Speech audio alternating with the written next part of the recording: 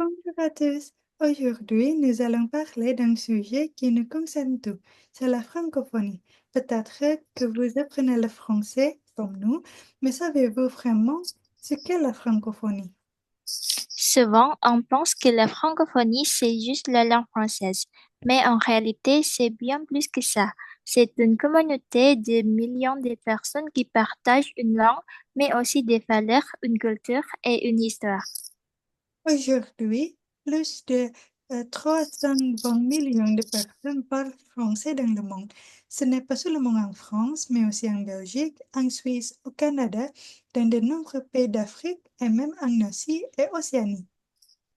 Un des endroits les plus connus de la francophonie, c'est le Québec, une province du Canada où le français est la langue officielle. Là-bas, tout est en français. L'école, la télévision, les films, les panneaux de signalisation, c'est une culture unique qui mélange les traditions françaises et nord-américaines.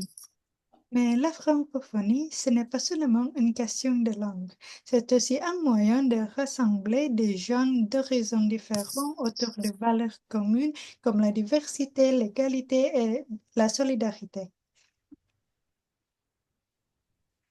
C'est pour cela que parler français est une chance.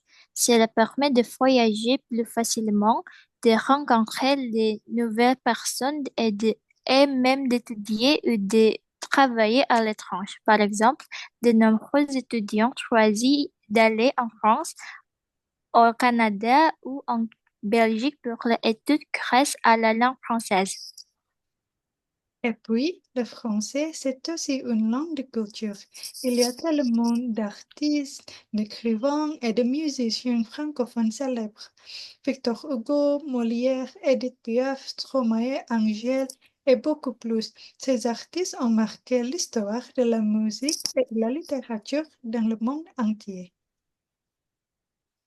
Mais la francophonie, c'est aussi moderne et dynamique. Aujourd'hui, il y a plein de créateurs de contenu francophones sur YouTube, Instagram et TikTok qui partagent leur culture avec le monde entier.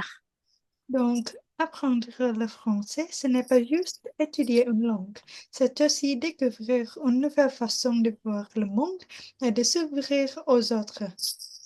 Au revoir à Au tous. revoir.